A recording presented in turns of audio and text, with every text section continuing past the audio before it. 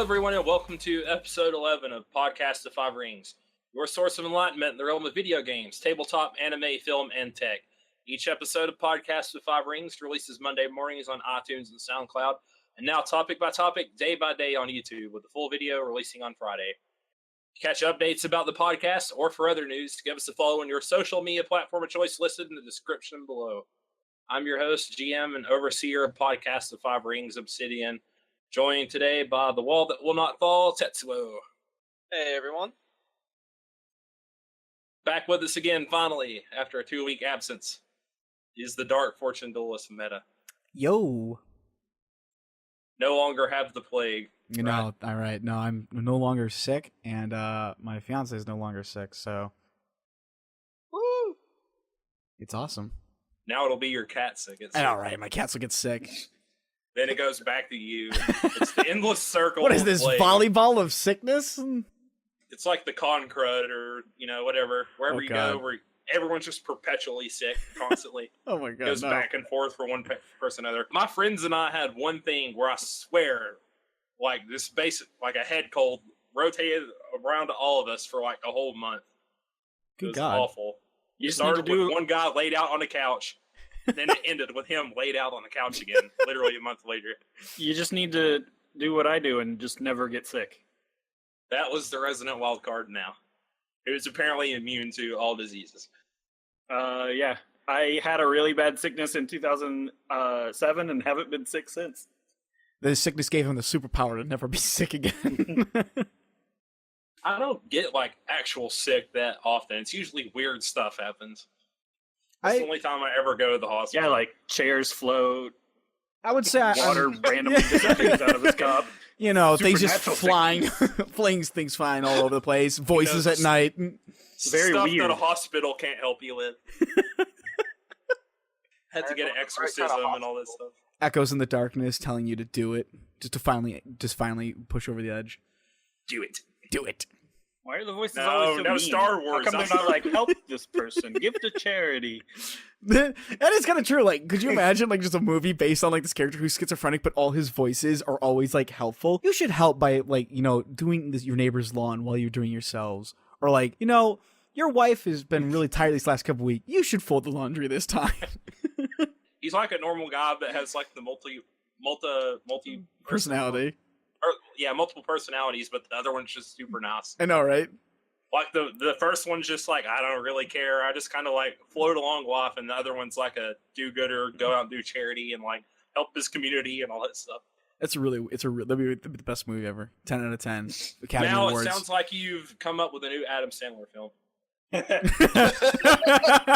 Well, that's not very hard. Yeah, I know. That's why I said that's Adam Sandler. I mean, he gets paid to make movies with his friends. Yeah. I mean, like from that perspective, when you put it like in that perspective, it sounds like a pretty swanky job. Oh yeah, I'd take it. I'd take it in a heartbeat too. Yeah. I mean, he's a millionaire. Anything he does is going to be swanky, like for the most part, unless he's like a hired assassin. That's what his real job is. Yeah. Adam Sandler's actually just an assassin. He doesn't make any money doing his all these movies he does for Netflix. That's why he has to assassinate people. I'd watch that movie. Which, by the way, Meta, did you watch the Castlevania link that I posted? did? And Does that not look? it looks so good. And I know I'm hyped. So excited. And I know I shouldn't be hyped because it could crash like an airplane in the mountains. But damn it, I want it. I trust Netflix if I trust anyone with that. Admittedly, Netflix is willing, but yeah, like at the same time, Netflix is also willing to take risks where like other stations and whatnot wouldn't, and that's got its ups and downs, obviously. But yeah, this they is just cancel their first season of a show that cost like $130 million to make. Yeah, so most expensive like TV show ever. Bill Nye Saves the World has received some immense flaming for various reasons, so that's also received a poor reception. Although there's no concise, I would say like there's no concise like voice on it either. In fairness, they look like they actually know about Castlevania and care about it though. So it's not like some weird like this has nothing to do with Castlevania. It literally just has the name. Yeah, no, I mean like they even started up with like the trailer was even started up with the old school Nintendo Entertainment System and like Oh, horrible. that's cool. It was a horrible pixelization and old school resolution and like the flickering on your screen with those like colors with like the weird coloring on like older TVs that can happen to them as they age and whatnot. It was just fantastic. It was really a great homage and reminder of like the past. It was kind of like a nostalgia trip for the first 20 seconds, I would say, and then it goes right into it and just like it looks fantastic. It looks clean. It looks crisp. Whip. Even the voices sounded really well done. So I'm excited. The hype is real. And there's our Castlevania half topic. I know, right? All right, let's get into the new L5R news, I guess. We got the always. Crane article this week. A look at the cards and some of the mechanics of the Crane. This article is called The Pinnacle of Perfection. We're just going to kind of run through some of the new cards that were shown in the article and give like cursory opinions that are probably going to be irrelevant come the time we see all the other cards. So let's start with the personalities, and we're going to start with the generic ones first. The first one we have here is called Asahina Artisan. Costs 1 fate, is a 0/0 Shugenja heir with 2 glory. Has action during a conflict. Bow this character. Choose another Crane character. That character gets +3 political skill until the end of the conflict. So what's some of your guys' like cursory thoughts on this card? Oh, that's really fucking powerful. Like What's really good is the 2 glory. 2 glory for 0/0. 0/0 is obviously not that good, but for 1 fate. And if the Crane are going to revolve around honoring their characters a lot, and she also boosts other characters, yeah, I think this card's going to be pretty strong. I think it's a very strong card. The moment you honor her, she becomes a 2/2 instead of a 0/0. A 2/2 for 1. Yeah. And then she's also, again, a Shugenja, which means she doesn't even have to be in the conflict. Yep, she can be across the map. Yep, she can be at home. Right. And it Seems like, yeah, you just are restricted in the action window. That's it. Has to be during a conflict. I'm Your opponent's almost obviously going to know it's coming anyways, but it's a nice like push you over. And since characters could use their skill even when they're bowing, if you're forced to assign her to a conflict, then you can still get that boost out of it. And that's kind of at the end of the day what it's really about, is that you can just wait as the conflict goes until you're fairly certain they're going to run out of actions, and then pop that at the end on anybody who's left standing and just get the +3. Because now that you can use actions on bowed cards, the way old L5R conflicts would work is you kind of, obviously because the cards in your hand, you usually only get 1 use out of them. You want to hold on to those and use the actions that you have on the board. It's probably mostly going to be true in the new game too, but being able to use those actions while your characters are bowed gives you a little bit more opportunity to wait a bit on those printed actions on your characters. Instead of having to use them before they got range attacked or sent home or bowed, then you couldn't use their ability in the old game. Yeah. I like her. She's a good card. I almost feel like she's going to be a staple in any Crane deck. Like, there just should be the max amount that you can put in your deck. She should be there. Out of the box, sure. She's just really well costed. Yeah, I mean, we don't know all the rules yet, but just from what we're seeing in the vacuum that we have here, that's pretty potent. It's really the 2 glory that sets her over the edge, in my opinion. Yeah, the +3 is only 1 conflict type, which obviously, you're already going to be pretty strong in. But that glory of 2 is really, I agree with you, is really what makes her good, because then she becomes something that you can use in any conflict as well. Yep. All right, the next card we have is Savvy Politician. She is a 2 fate costed character. She's a 1/2. And by the way, the first number is always military. Second, we're going to assume is political. So 1/2, courtier with 1 glory. Reaction: after this character is honored, choose a character. Honor that character. I think this card, more than any, is the Crane staple based on everything FFG's told us about. Crane is all about honoring their characters and overwhelming you with their political skill at that point. I think the Crane Craner... able to use her to bounce on, honoring would Yeah. be strong as well, because you get 2 people honoring essentially. Yeah, I mean, 2 for wanting. Going into like just the general theme of the Crane, if you haven't read the article, the Crane are supposed to focus heavily, obviously, on honoring themselves, but they're also on effective control. We'll get into the cards later on, but it looks like they're supposed to be about having honor and then always keeping that honor high and being able to dominate you even through bidding of honor, and then controlling against events that would deny action. So this kind of character is fantastic. It lets them put higher glory counts on people without Yeah, without Yep. worrying too breaking it. much. Yeah. But still, Yeah. I feel like the theme of the crane is really going to be honor Yeah. control. Yeah, Yeah, and this is a if you got two of her in play, you're just honoring everybody because you're Yep. probably not going to have. value. Yeah, Oh you're my not going to God. have more than like 4 or 5 characters probably at the time. So basically, having 2 means probably your whole board is honored.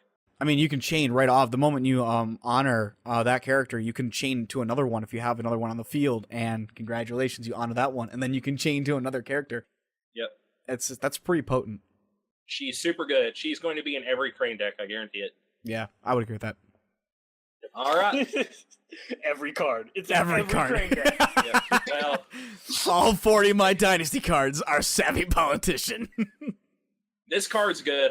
This next card's good. I'm not sure if it's going to be in every crane decker, It's just- but Asahina Storyteller, 4 fate costs. So we have a high Oh. fate cost character right Yeah, here. it's pretty expensive. Whew. He is a 2/4 Courtier Shugenja Heir with 2 glory. Sincerity. So the Sincerity trait, when this character leaves play, you draw a card. His ability is each honored crane character you control gains Sincerity. So really good. A way for Crane to kind of pick up the slack on some of. I've noticed this a lot with some of their cards. They're pushing you towards this honor mechanic. A lot of Crane decks are probably going to honor run to try to get that honored total 25. So in order to do that, you're going to have to bid low on your draw phases to gain honor for your opponent. You're obviously going to be down cards at that point, right? So this is, guys, a way for you to kind of catch up. When your Crane Clan guys leave play, you're going to get the draw card every time one of them does. So it's just a way to stabilize. Yeah. Yep, as long as they're honored. The only thing is, though, is that this guy coming out, and I don't know if you guys know the answer to this yet or not, but each honored crane character you gain, you control gains sincerity. Is that a permanent thing, though? Or is it only while he's on the field? Or will they be differentiating Probably while he's on the field, I would get. And if that's the case, he's almost a mandatory investment if you have to do other stuff. Or you have to make sure you set up for him. And he's expensive. Yeah. How he could bite you back is if you just say you can only really invest spending or having him for 1 turn, and then you get him on a turn where you don't see any other personalities, or maybe something happens where you lose some personalities that your opponent reacts to. Then his ability becomes kind of dead, and you paid for that ability. You don't get like the benefit back on it. I mean, there's no point in bringing him out if you have no way to honor your characters either, or if you don't have any honored characters on the field. He's a much bigger risk than the last couple cards. Yeah. But he in tandem when he works, he's going to be powerful. Yeah, exactly. Definitely shores up a weakness that we've seen so far. Plus, he's just base 4 courtier, so I mean, he's just a solid character to run. When he's going to be a solid attacker. When he's honored, he's even more. Yeah, he'll become a 4/6 if he's honored. Yeah, he's like a wait and see card. He seems good. He seems situational. Yeah, we need to see more cards though. I think like I want to see do these special abilities stack, because when he becomes honored, does he get sincerity again? I don't think you would. I don't think so. Yeah. It would make sense that you have a trait twice. Well, I mean, sometimes traits will stack in Magic, so I just don't know if in this one it will. Yeah, we'll see. I would harbor that probably not, but yeah, for simplicity's sake, I would say no. But yeah, it'd be cool if it did stack. It would be really scary if it did, because not only be drawing 2 cards whenever an honored character left the field. Holy shit! Well, just him, because he's already got sincerity. Okay, I see what you're saying. Or anybody else who already has sincerity, but yeah, he's always going to have it. So you'll at least get a card back when he leaves play. But true, he replaces himself, so that's good. Well, sort of different decks. Yeah. It's still an action, or it's still an event card that you can utilize though to play against in the future, which is never bad. I wonder what these event cards will be. I don't know. Speaking of event cards, the next card we have is Guest of Honor. Guest of Honor is a 4 fate costed character. She is a 1/4 courtier with 1 glory. Her ability reads, while this character is participating in a conflict, opponents cannot play events. Oh. So some event meta. So we have stuff like For Shame and what's the one with the fair one? I believe that was an event, or was that a holding? That might have been a holding. Shameful Display is a that's a holding. Yeah. So For Shame is a powerful event that could hurt Crane. Basically, any event that's going to dishonor you is probably stuff that you want to mitigate as a Crane player. So I'm guessing like that's obviously going to be good, but it's hard to tell like how good event meta is going to be without seeing all the events. Again, right? she costs 4. Yeah, she costs 4, and she's less. She's a 1/4 as opposed to 2/4. Just only for one glory. Just for again those who haven't been fully keeping up though with everything, event cards are explain them really quickly. Like event cards are from the conflict deck, and like what do they cover? Are they all cards from the conflict deck? Or are they just certain cards from the conflict deck, etc.? Event cards are cards from the conflict deck. They will have a cost. You pay them, and you get the one-time action on them, basically. They're not every card in the conflict deck, though. You can have items and other personalities in the conflict deck. Yep. So, but that's the ability. Admittedly, is immensely strong and goes back to what I was talking about. That I think the theme for Crane is just honor control. So, the I ability. have a feeling it'll be good, but I really want to see all the events just to make sure. She's expensive. There's cheaper. Crane have plenty of event meta. There's cheaper other event meta. So I'm not sure how well she's going to get played, but Why are you singling my name out? I don't understand why you're talking to me like that. yeah, we're going to run. You're the Crane. I'm the Crane. We're going to be saying meta a lot. We don't have meta for meta though. I know, right? Nothing can stop me. It's the optimal meta. All right. Next card we have Steward of Law. He is a 1 fate cost character. He is a 1/1 with 0 glory. He also has 1 influence. Here's like he's a courtier scholar. While this character is participating in a conflict, characters cannot become dishonored. So some just good across the board. Ooh. Anyone can splash them. Dishonor meta. Yeah. So this guy is going to be in your conflict deck.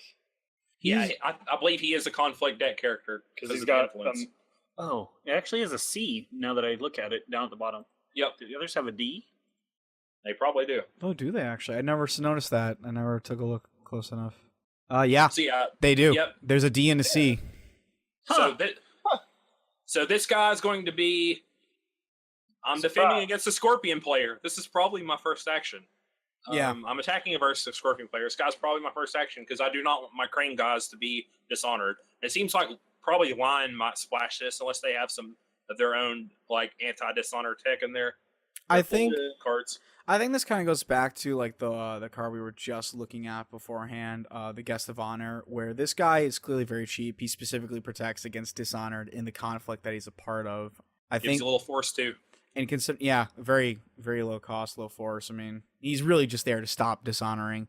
But if they consider that, and again, this is just in a vacuum and this is just theorizing, but if they consider that to be like, this kind of cost for the kind of skill sets and that glory, and the deck that he's a part of, I'm almost thinking that a character that can lock out events is a very powerful character.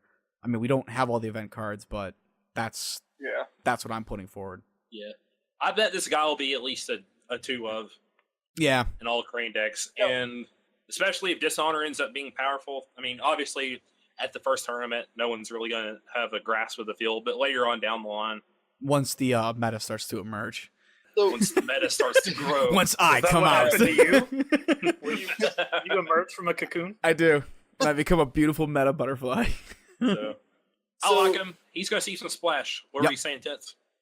Just for clarification, now, remind me, is it not in this one you have honor, normal, and dishonored kind of like on a scale? So if somebody's honored and you play like a dishonoring card, they just go back to normal. They don't go immediately to dishonored. Indeed.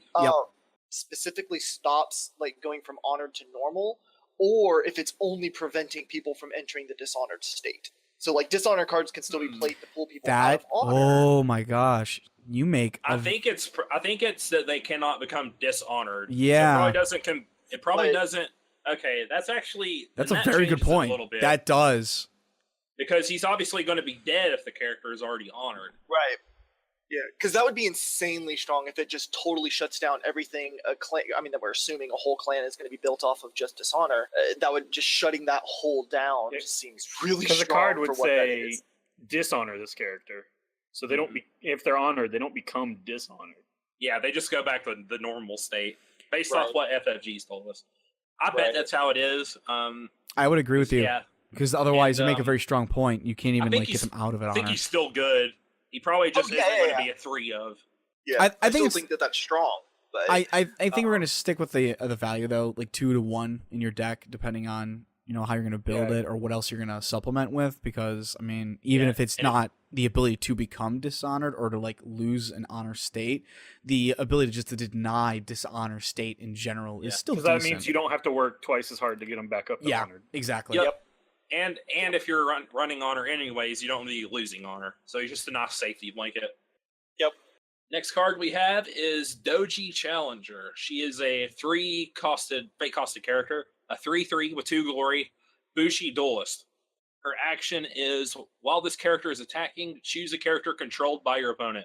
Move that character to this conflict. So we got Harpoon. I think I was talking about this in chat, like, when we had the video, I believe. They were talking about ways to move in characters with dashes into conflicts. So this is obviously going to be a way for you to politically attack someone. You know, the lion guy's probably going to respond with a military attack. So I'm going to harpoon in his probably high skilled character. And His Matsu Berserkers. Yep. or someone, have them bowed so they can't attack me. Right? Yeah, that's actually pretty good. It's a very She's super good. She's 3 for 3/3. That's already good, and she has glory. 2 glory. Yeah, that's a so 5/5. she becomes a 5/5 when honored. That's She pretty insane, and her ability is good. she's a This- very this is a very card- solid This is going character. to be in every crane deck. This card is There's Well, they're that saying- saying again. that Well- 3 for card 5. is good. well, I think it'll be in every crane deck for certain, but I don't know if it's going to be fully maxed out. It's a damn good card, don't get me wrong, but we still have only an idea of how the cost, you know, cost per character action, how much you're going to really be able to rake in per average game, and along with that pace. And she's not a cheap character. And bringing her in for 1 round and harpooning in is great, but if you can keep her in for a little bit longer than that, that's where you really want to invest her for. Yeah, and it's only, and I have to note too, it's only when attacking, so you can't Yeah. harpoon people in on the defense. Defending, she'd just be a good strong body, but Yeah. So, I mean, I think we really have to kind of wait to see where exactly 3s stand in line of the currency meta as part of the full game. But yeah. otherwise, I think you're absolutely right. I think you will at least see her, at least 1 or 2 of her in the deck, depending on where you're focusing. She is this is my favorite card from the previews we got. So. She's a fantastic card, yeah. Yep. Favorite mechanically speaking, or Yeah, just stat, cost, mechanics. I like the art on her too. So I was And gonna she's say a we all know how duelist. much you like the Hotaru card, so yeah.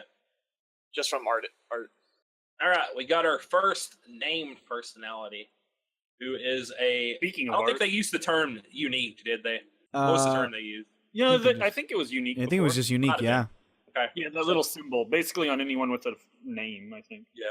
So we have Chiquita Sami, also known as Chiquita Takei XP from the whole game. This might be It's- my it's the old favorite Chiquita new art. Kai. No, this is actually old art. Yeah, this is is old. it? Yeah. It's Chiquita Kai from the old game.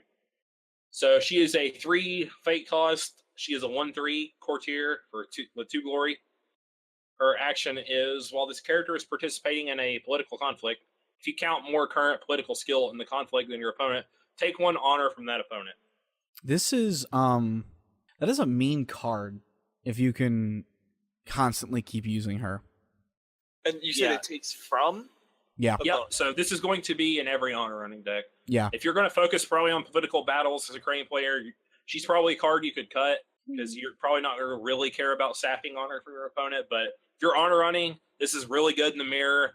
If you're playing against dishonor, there might be situations depending on, because we don't know what this. We all assume Scorpion's going to have dishonor tech. We don't know what the Scorpion starting honor is going to be.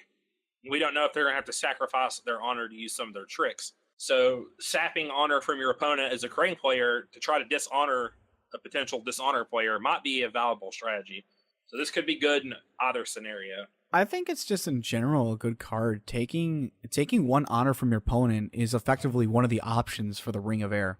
Yeah, but you might not always want to do that as a military person. No, I mean if It's you're really varies. if you're focusing more military, then obviously she's not going to want to be in there. Yeah. But I And mean, I say military as in breaking provinces is your victory condition. That's like an old school L5R term. but even so, I mean, it just from pure, again, just purely postulating it out there, taking one honor from your opponent means that you can bid technically one higher on the dial in a duel or Yeah, for fair more enough. cards. And So in and of itself, it puts you 2 points higher than them in the quote-unquote honor contest. So that might even be strong against another honor runner yeah, because you can take their honor from them. And Yeah. so Yeah, you that's what gain I'm that saying. two steps above them, as opposed to just one, Yeah. because you steal it. I think she's definitely better if you're an honor player. I would agree Like, there. she- If you're she's still- focusing, she's still like a strong political attacker. She's 3 political skill. I agree with you there. The very clear 1 military 3 courtier emphasizes that if you're gonna be going for an honor styling deck, then she's good for you. But if you want to focus on more on military crane, depending on how viable that is, then she's probably not as useful even with the honor taking, because you still need to beat your opponent at the end of the day in the actual numerical outcome. And she is 2 glory, so I mean you can get her to 5 political skill. So I mean that's not bad at all Yeah, for 3. I mean she's well costed. So it's a potent card. our next character we have is Chiquita Takei. He is a 3 fate cost character. He is a 3/2 Bushi Duelist Kenshinzen, and he has 2 glory. His action is, while this character is participating in a conflict, your opponent must choose the participating character he or she controls. Challenge that character to a military duel. If this character wins, move each character not involved in that duel home. If it loses, send it home. So we have On a Duel Encircled Terrain, which was a staple card for defensive decks in the old environment. It's basically a card that you played it, and when the battle resolved, all characters except one went home in the old game. I absolutely love this card. Yeah, it's good. Seems real good defensive. It's Real good. the fact is, the matter is, we'll see some of the cards later on, but he mixed with any card that denies an event or an action that could bow him or send him home, effectively helps you win the battle. And even more, his stats are a 3/2, which means that you could throw him in a conflict that he might not numerically in those stats be all that good, and still beat out the opponent by forcing them to send home everything else. And you don't even mind losing with them, No. because if you've invested fate on them, it's a way for you to keep them alive, kind of. Yep. If you know your opponent probably has an action to get rid of them, and you can sleeve some honor out of it by just bidding no honor. Yeah, And then your opponent runs the risk of you winning the duel and having to send all his people home. it's So a very strong card. lose for your opponent most of the time. I think it's a very strong card, and this is probably, so far of what we've seen, my favorite card. You like duelists, so Well, You're just biased towards the Kenshin. It's all the Kenshin said. That's I'm biased. What can I say? No, I just like him for the fact that like he really puts you in a situation of, what is my opponent trying to do, and if I'm right, can I risk attempting to just win this fight, or is he going to attempt to lose that? I have to now play a mind game on my opponent in a card game, and that's in just one card. You already have to now decide, what is your opponent trying to do? What is his ultimate goal? The pressure that he applies on your opponent is it's strong. It's phenomenal. he good. And that He's so glory good. bonus. I mean, his glory is just a 2, so he becomes a 5/4. Yeah. Yep. Good card. I think he really well reflects like what the Korean are as far as like the dueling aspect of them. Yeah. So like him a lot. Yeah. Favorite-wise. He's probably my second favorite card. And last for the personalities, we have the Crane Clan champion, Doji Hotaru. She is a 5 fate cost character. She's a 3/6 Bushi champion with a 3 glory stat. She has a reaction. After you claim a ring during a political conflict in which this character is participating, resolve that ring's effect. So essentially, if you're attacking, you win a political conflict, you win the political battle. You could say Ring of Air twice to take 4 honor from the pool or sap your opponent for 2. You could Ring of Void twice to get rid of fate off of 2 of the characters. You could straighten some of your guys with water, or all the other effects twice, or on defense during a political conflict. Normally, if you claim the ring, you don't get to use its ability, but she lets you use it on the defense too. Yeah. And 3 glory Good is God. just solid. That I'll is be curious to see if we see anyone else that costs 5 that isn't a champion. I bet anytime that you see your champion, I mean, I don't know what the other one's going to do yet. Obviously, you're probably going to put all your fate for the turn on them. Oh, yeah. Especially for her. Her ability is just really good. Yeah. Keeping her around, if she's honored, her being a 6/9 is And- ridiculous. And Well, she they- fits the theme of defensive wonderfully because it's one of the only way we know now that you can actually utilize a ring regardless if you're the attacker or Attacker. defender. Yeah. And that's wonderful. The only thing I think that we've seen like that is a crab thing. Yeah. There's like a crab holding or something. So yeah, yeah, it seems very rare. Well, they did say that especially with the name personalities and doubly so with the champions, they are going to be people that you want to invest a lot more fate in than your more nameless characters. Gonna have to build up that fate. Yep. we better hope there's no unconditional removal that anyone can use. Otherwise, it's not going to be as good. Poison. That numeric, just honoring Stop her whispering makes about the poison over there. What? Though that Those high things then that just- high gloried. that Oh, can be a double-edged sword too. High glory. Exactly. yeah. Yeah, because if she's dishonored, then there you go.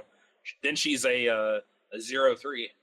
That's actually still So- bloody good, even dishonored. It's good, but how much fate did you put in there? yeah, probably? exactly. Well, yeah, but that can be that can be the same for like essentially anything though. If you, Well, I mean, I'm just saying she costs a lot already. So you yeah, I get your invested a large point. amount. Yeah, I get your point, but So, Yeah, it's just I'm- something that's going to be in high glory people. I'm excited know. to see the other champions for sure and see how they stack up. yeah, Yep. We got the Crane Stronghold. This has already been shown, but I figured we'd just cover it. Shizuka Toshi is a 2+ province strength. It has 11 starting honor, 7 fate production, and 10 influence. It's a city, so maybe cities will come into play. We don't know. Action. During the political conflict, bow this stronghold. Choose a participating character with political skill 2 or lower. Bow that character. So basically a way to help ensure that you kind of edge out your opponent in political battles. Yeah. They're going to have to devote enough. Like, they're going to know you have that, obviously. So it already forces them to devote more than usual. I kind of feel like personally the action is, It feels on the weaker end, especially since bowed characters can still use their ability. Like I said, it's basically just like I need the win. I just need that little push. So this might give it to me. yeah. Yeah. Plus, you can bow people with a bowed activation. Yeah. True. I feel like it's a little bit. I mean, seeing some of the other Crane cards, I feel like it's a little bit stronger than what we initially had thought. I think we touched on it on one of the earlier podcasts. Yeah, we episodes. might have. But or it was whenever we were just randomly talking. I think seeing that these cards, I think that it's going to be a little bit stronger in the sense of being able to bow people and then playing off of some of those other cards. Possibly. I'm trying to remember which Yeah. one that I was Because specifically. the only other stronghold we've seen so far is Lion, correct? Correct. Correct. And that Shiro gives no a- Yojin. That one gives a +1 military to each of your characters, Mhm. but you're probably not going to have a ton of characters. It's not like the old game. Like, Right. it might be a +4, where this is a 2-point swing. That would be a 4-point swing, but it's variable. And this one has the potential to shut off bowed abilities. Yeah. So I think they're comparable. What I'm I'm- more interested to see is the raw numbers on the cards compared to the other one. Right. I'm curious if anyone's going to have more or less fate production, more or less influence. Stronghold, we obviously know they're going to be different, and Yeah. starting honor. But I'm what are you saying, meta? I'm gonna take the wait and see approach. I kind of mean, feel the same way. I mean, just like going back to the example for the line which you gave Mao, it's a technically, I mean, it's not the same because it's not one card with +4, but a +4 across the board is pretty potent when it's spread because even if you Yeah, but bow, that's a best case scenario. well, I'm just using the scenario that you gave. Yeah. I'm just It- saying but that's one. but like in the situation here, it's not only a conflict that the Crane are already generally going to be strong in, which I mean makes sense. Just like the Lion one, they're going to be very already strong in that sense. But it's very limited to an opponent that has to field not only a personality with that kind of thing, but you have to meet a criteria of we've seen that like average numbers can generally fluctuate anywhere between 0 to 3. And sometimes higher, depending on if they're really focusing on that stat. So I can see it being good. It's not Yeah. full on lockdown for the bow is kind of what makes it hard for me to really say it's great because generally you're already good in that area. So bowing out somebody in an area that you already excel in is, Yeah, I guess we'll have to see what the abilities are like. yeah, it's hard to see Yeah. where this will go in the vacuum that we have right now. All right, let's get to holdings. We got our first holding here, Artisan Academy. gives you +1 province strength. As an academy keyword, the action is during the conflict phase. Reveal the top card of your conflict deck. Until the end of the phase, you may play that card as if it were in your hand. So this is the card, another card I was talking about earlier. A way for you to kind of get back some of the lost card advantage you have. The province strength obviously isn't that good, but again, helping to stabilize your hand is a really good ability, especially because Crane are going to be bidding low. Yeah, most of the time. I actually have to kind of say this is a really good card. I mean, it's almost like having like draw a card from your deck and then play it. And draw power has always been pretty strong in any card game you play whatsoever. Yeah, I think the only thing about holdings though is that you have to. Didn't they say you have to leave them in your province to keep using them? Well, you Like don't you buy them and it clogs you don't up. buy them. Yeah, you don't. I don't think you buy them. No. They just sit there. And then you have the option at the end of turn to discard rid them, of it, or if it's broken, it will auto discard. So I think it's going to be like a scenario by scenario thing. You probably don't want to see it early on when you're already. I mean, and maybe you do. I think I assume you probably want to get as many personalities as you can out as fast as possible, but it probably depends on what your opponent does and all that stuff too. Obviously, I mean, so also how much fate do you have? Like how much fate can you really dump on how many personalities in one turn? I think Getting too many out might overwhelm you in that regard. I think as long as you're okay on the personality front, this card becomes a blessing just because now you get to have another card to play with. And I mean, that's technically a card you can bet that you don't have. And then again, it also helps. Yeah, it helps with the whole wanting to bid low honor. Yep. Yeah. Yep. No, it's good. I'm not saying it's bad. I think it's just as you put the obs, it's your situation. If you're running low, if you need more personalities and this card is stopping you from getting a personality, you're gonna get rid of it. I think you're just gonna you're probably not gonna put that many holdings in your deck unless you're a crab, or like the rate will be a lot lower for everyone else. Yeah, it seems like it's going to be a first priority thing for your opponent too. So I don't know how long it'll be sticking around, even if you don't want to discard it. I think +1 province strength. Considering that you have 4 though, and that they don't go away after they've been broken, if there's just this one guy, and then your other 3 guys are like keep bringing your personalities, he's just a card that eventually they're going to want to go after, and you can almost hope or gamble that they'll go after that one, so that you can keep. If you can get him for 2 turns, he's golden. He's paid himself. Next, we have a province card, the Art of Peace, which is a 4 province strength card. Has interrupt. When this province is broken, dishonor each attacking character and honor each defending character. I think this card is just really good. Yeah. This is a very strong card. Obviously, if your opponent sends a swarm in to take one of your provinces and this is flipped, and then you have a host of defenders, he's probably not going to be really happy to see that you're honoring all your defending characters. He's dishonoring all his. Yeah. Because the battle is basically moot. It does nothing to affect the battle. But it's just more the giving you the honor, sapping them if those characters are going to go out. And just a solid card. You actually decide your provinces beforehand too, right? You get to place them randomly face down, but the person won't know what they're attacking. Yeah, and you don't get the ability doesn't trigger until they attack that province and it reveals. See, that's a really mean card in that regard then, because the moment you see them bum rush this card, it's not only got a province of 4, which seems kind of high. Maybe that's just me, but that seems actually pretty decently high in this game. Yeah, it's pretty good. I think it is high on the higher end. Yeah, it so seems that way to me. So they kind of have to send a lot of cards at you for it to break it, which is even meaner because now when they know they have to send more cards at you to break it, which means that you're going to be able to send your own guys there and send as many as you can possibly, just because you'll be able to honor all of them at the end of it, which will only make them stronger for the coming turns. Yep.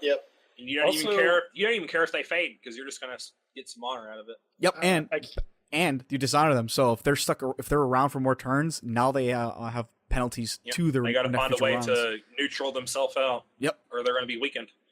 So there's also the shameful display province. Isn't it only dishonor one person? I think. I don't remember the card off the top of my head. The shameful something display, like that. the one where the 2 characters are kissing. Yeah, I think that was an event. I thought that was an event card. No, it's a province. No, it's a province. Oh, it's a province. But it's a 3 province strength action during the conflict. This province, choose 2 characters, honor one of the characters and dishonor the other. Right, but it's a neutral one. This is so it looks like the specific ones, like the crane one, is going to be much stronger. Yeah. I mean, than like a neutral one. I don't want to make it sound broken because I mean you do have to actually lose your province for this ability of Art of the Piece to activate. True. So they have to actually win, but hopefully they'll commit a lot because of the possibly higher province. Out of all the province cards we've seen so far, Crab have a 4, Phoenix get a 4. There's a neutral 3, Unicorn have a 2, and there's a neutral 5 province string. Oh wow! So it's on the higher end. Yeah, like so there you go. Most people are going to have 4, like at least 1 4. I'd assume probably. When they're hidden, you probably have to assume probably 4 is a safe bet. Yeah. I would just assume a 4. Mm-hmm. Can always gamble though. Yep. Right. All right, we got some event cards next. The first one we have is Voice of Honor. This costs 0 fate. Interrupt. When the effects of an event would initiate, if you control more honored characters than an opponent, cancel those effects. Bam. This is also 2 influence, so you may play this in other clans. So yeah, a nice just blue counter spell basically for events. 2 influence, play in other clans. That's mean. Yeah, so obviously you're going to care. Maybe Line might play this. No, they should only be a Crane clan to card. them just because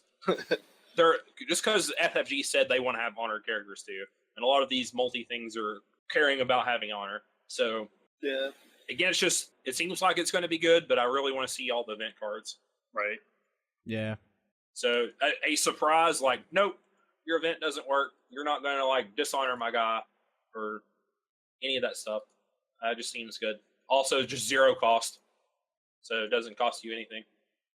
All right, we got Way of the Crane as well as an event card. It is also 0 cost. Philosophy. Action. Choose a Crane character you control, honor that character.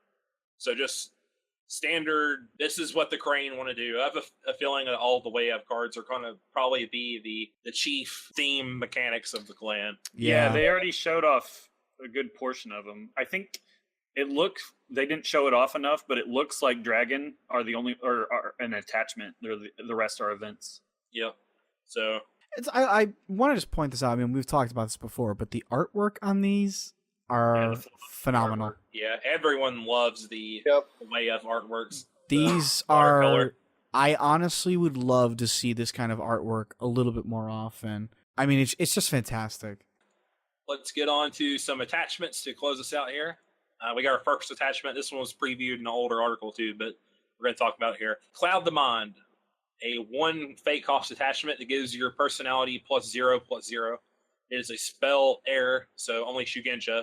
Only if you control Shugenja can you play the spell. The ability is treat attached character, so you probably usually attach this to your opponent's character as if it's printed text box or blank, except for traits. I want to mention that this is a nasty card. Yeah, just blanking someone. Really strong. This is like a. I'm sorry, go. I was gonna say, is Glory's not a trait, is it? No. Yeah, so it even blanks that. I don't think it would blank. Glory. It would because it doesn't do anything to skills. I think it means the text box like either. Yeah, I think it's just so you could blank the Doji Challenger that. Yep. So you can't harpoon me. Yep. Just like some of the other cards. And I think this really, it's such a mean card because it's almost like a soft bow in the old. It's almost like a soft bow. From the old game. Yeah.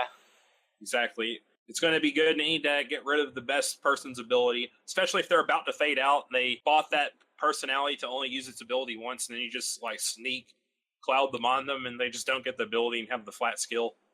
It's going to be good. It's going to be good against other honor players probably that have effects that give them honor, like the Savvy Politician.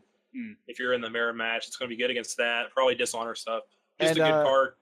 Refresh my mind. Attachments stay for as long as the character is around, correct? Yeah. Yes. If the character fades, then the attachment fades with them. But I believe attachments, you can also invest more fate on them. Oh. Yeah, that's what I was going to say. I thought that you had to put fate on the items themselves. Yeah, they will fade as well. So if you have no additional fate invested on attachment, but you have 1 left on your personality, the attachment will, I believe, fade, and the personality will remain for that. Throw that onto anybody's champion. That's such a cheap card. Yeah, and you just denied like half of what makes a champion a champion. all for the low cost of having a Shigenja and paying 1 fate. Next card we got is an attachment as well. It's a 1 fate cost. Duelist Training gives you +0/+0. It's a technique keyword. This is a long text box. Yeah, I know, right? Attached character gains action. While this character is participating in a conflict, choose a participating character controlled by your opponent. Challenge that character to a military duel. Instead of giving honor for the duel's bid, a player may choose and discard the required number of cards from hand. Bow the loser of the duel. And it is a 1 influence cost, so you may play this in other decks. Just a good way for, I think, everyone to be able to duel if they want to. Also, just a flat, nice ability. It's this I've like at first when I first saw this card, I honestly thought it was meh. Like I didn't think it was that good. But seeing how easy it is for the Crane to suddenly just start rising up in honor, this card helps with that immensely. Yeah. Yep. Also, if you just bully someone, yeah, I mean, literally, like get your Kenshinzen guy, get this on them too. And then you can use this base duel to send everyone home if you win. And if your opponent can't deal with them on this next action, you can just bow the guy. Yep. And then win the conflict. Actually, technically, if your character's bowed, can they still use the attachment? I think so, because I mean they could even use their bowed abilities. So I think you'd still be able to use they just wouldn't contribute skill. I mean, so the if attachments that's modify your skill. So if you bow them, I mean it's just like the old game. yeah, If you can bow a guy with high force, even with attachments, you're going to gain 2 cards. well, I think like I was kind of going to the point here is that like if it doesn't stop the attachment, then if they don't send you home or remove you from the field, you can bow the other person. And as long as you win the duel. Yep. And if you're up on cards, then you can just use some of your bad cards to focus instead of using your honor if you're an honor player. Or if you're Crane military, I'm using the military term again, even though they can political attack. If you're Crane military, then maybe you don't care as much as honor. You got a little bit more on top of you. Well, and you can always just use that instead and keep your cards in your hand. And this is just a way to give you another ability to duel. The other thing I was thinking is that, like, this just plays onto the mind game. Like, if you played on that Kenshinzen character, like, you could send everybody home, and then you could spend high honor there, but then use this card and purposely lose if you know they can't break against you and just go for really low. I should say purposely lose because then they wouldn't do it, but again, it's just, like, more mind games. Like, you could use this to get more cards out of it, et cetera, et cetera. Yeah, and this is making me wonder if Duelist will actually have, like, a rule book ability. Because a lot of people are saying that Duelist probably wasn't going to do anything. It's only going to be Duelist that could initiate duels. But if that was the case, wouldn't this card have to give them Duelist in addition? So maybe Duelist will do something. It's probably something someone needs to ask in the video that's going to be out by the time this is published anyway. So we'll probably know by then. All right, we got 2 more cards here. We got the next attachment, Above Question. It is a 1 fate cost +0/+0. It has 2 influence. This is such a good card. Condition. Attached character cannot be chosen as the target of an opponent's event. So protects your best personality from events that are probably going to wreck that personality. This is such a good card. You can't react with it though. So it is like pre, but it's a good protective shield over your character that is going to be a target. Considering that you only have now characters or other attachments or items, you've taken effectively 1/4 of the game away from them to affect you. And I'm assuming most items are probably not going to be able to something you can just throw onto an opposing character. Like I'm assuming like attaching things onto your opponent's character is not going to be a norm. So yeah, just probably spells are probably going to be the biggest thing. Yep. Even in that sense, if you can do it, that's totally going to be super good. It's just you don't get like the surprise out of it. You don't get the surprise. So whereas Voice of Honor, you don't lose any momentum from taking the action. It's more conditional. Whereas this, you just do. Your opponent just knows that I can't interact with this attached personality. Really, with my event. So I think though that's like kind of like it's prepping though. The ability to just place this down before any conflict comes into play, though, immediately just tells the opponent. No, it's still good. it like immediately tells the opponent is like, well, shit, whatever fight he throws that at, I now have to reassess like how I'm going to fight. It's weird that all these meta events or the event meta cards are all at Crane with some influence. So maybe there's going to be a bunch of dishonor stuff, or I don't know. It seems like they really want Crane to not be affected by events. Just an interesting observation. Well, I think that's kind of like, from what we're seeing, I think it almost feels like, again, it goes back to like Craner's supposed to be in control. They're Honoring. And if you're controlling the Crane, then it makes them hard to, play to their theme, which, I mean, it's all about, it's probably like, just a rush to the top, like who can control who, but I can see that. And let's get to our last card here. Hot of Fashion is a 2 fate cost attachment, +0, +4. So we have our first actual skill adder for the Crane clan. Condition keyword. So attachment cannot be played during a conflict. So it's going to be telegraphed, but that's a big freaking political hammer. +4 strength. It's actually kind of costly from what we've seen from attachments so far, and considering the fact that they fade away as well, a base 2 attachment is kind of a lot. Because if you bring out even one personality this round, that's like just a 3 or 2. You might invest like 1 or 2 extra points to bring them out. That's up to like a 4 or 5. You bring this guy out, and that's right there at 7. If you just bring him out for the round, or if you invest like more into it, you're going to want to put it on your probably lower political skill personalities, obviously, just to spread out your skill. And those are probably the ones that you're going to have around the longest anyways. So you'll probably usually invest like maybe 1 extra fate on this, I would bet. I think you're going to want to, I don't think it's going to last long for you. I don't think it's worth utilizing long for you, just because of the fact that bowing you effectively, unless they've changed it, bowing would take away the power of that attachment as well, correct? Yeah, it's a skill modifier. So yeah, you that's still okay. So then there you go. So having this giant mallet on somebody doesn't mean anything if they just go like, okay, well, I'm gonna just focus on bowing you now. So that's the risk with attachments. That's why I kind of hope we haven't really seen any. I hope we would see followers back in the game, because if you bowed someone with a follower on them, you got to bow the follower to get rid of the followers first. It was like a nice dynamic between actual items and followers. That said, I mean, if you think about it in every shape and form, forcing somebody to proactively act against a specific character is, again, a form of control. You're almost making it mandatory that they have to now have a card that can deny this card instead of using it somewhere where they would have rather focused on. Like maybe you have a powerful bow ability as well on someone else. And it's 3 influence, so maybe Scorpion could get some play out of it too. Yep. Or if other clans will care about politics at all. We will see. So, that's all the cards we saw in the article. I'm really excited about the Crane clan now, actually. They kind of pulled me back with a lot of the honor effects. I was more concerned well, I still might play Phoenix. We haven't seen all their cards yet. But I was more concerned that they were just going to be like complete political crush provinces. But I do like that there's some honor victory, and that carried over. So I'm really happy as a person who loves playing the Crane. From what I can tell, they play well with dueling, and as silly as it sounds, that's really where I was going to focus on. Is I loved the dueling concept from the old game. Dragon. That's dirty dragon.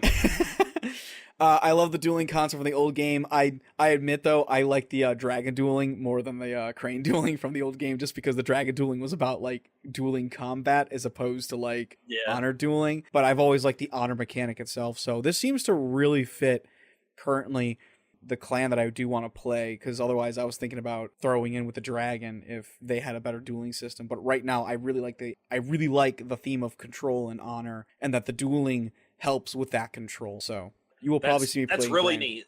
I love that they tied those two mechanics together, because that's one thing I'll say about dueling in the old game. It was really disjointed, that there was focus value on cards, and the only other way they really interacted with the game is if you played tacticians or something like that. If you you had to this is build actually your deck. combined in with the drawing cards phase. It's just a nice meshing of 2 separate kind of mechanics, but making it simpler where it revolves around the one same thing. So it's just good design, in my opinion. Yeah, it's. I mean, there's always been this kind of weirdness of why are you losing honor for betting higher, but like you pointed out, you had like the focus values and whatnot, and you'd be like, well, I need to make my deck. Okay, I want to make a dueling. They all have to be 3s and 4s. Yeah, and like even then like you might mostly argue. 4s. Yeah, exactly. Sometimes you even argue it's like I know there were some people who even only played with only 4 value cards. They were like, no, Yeah. I want to know that whenever I draw a card, I am always It's getting gotta be the a best 4. focus value. Yeah. And you never knew exactly what you were getting most of the time or what your opponent had. It was And also it's more telling now. There's a smaller spectrum. Yeah. You're not going from 0 to 12 or 16. It's a 1 to 5 from whatever you have on the board. It was also really frustrating because sometimes you would see cards that were clearly like dueling cards, but then they have like a focus value of 2 or 1, and it's like, why? Why would it immediately takes away from whatever the effect of the card is, because you don't know if you draw that card, you might screw yourself over, even though the card itself is good. If you draw it as a focus value, you're screwed. And just cards that had focused effects on them that were like, you don't lose the duel or the effects don't resolve. So it would just completely like negate everything the other player is trying to do. So hopefully that stuff won't like seep its way back into this iteration. I like the idea that and I don't think it will. I'm hoping that there's a lot less. I'm liking the idea of the. I guess the best way to put it from the gaming term would be crowd control in this game. I'm liking that there is a fair amount of it for what it is to be, because that's, how card games are. But I'm hoping that it doesn't get rampant to where we suddenly see stuff like that, where it's like, well, you did all these things, but there's this one card that just completely denies all that work you put into like this one theme or something. I'm getting more optimistic every week. Yup. So this brings the Crane Spotlight to a close. Who do you think's next? I kind of hope talking Lion. earlier. Yeah, it's going to be. I bet it's going to be Lion now. Actually, so. when Tetsuo and I were talking about it earlier, I think it's going to be Lion. But if it's not them, it's going to be Crab. Yeah. Yeah, I was definitely thinking Lion. Yeah, I just think Lion just because they've already shown a lot of their cards in the Stronghold. So yeah, I just think those are the most like default Iconic. Samurai next Yeah, that too. I can see it. Thematically, it makes sense. Here's the left hand, and now let's give you the right hand. for the newer players. Yep. I would agree with that. I could see the line for that reason alone. I kind of hope it is, like, to be perfectly honest. As much as I want to get to Crab and Scorpion, I kind of really hope it is Lion next, just because it just makes sense. It feels more comfortable, I guess.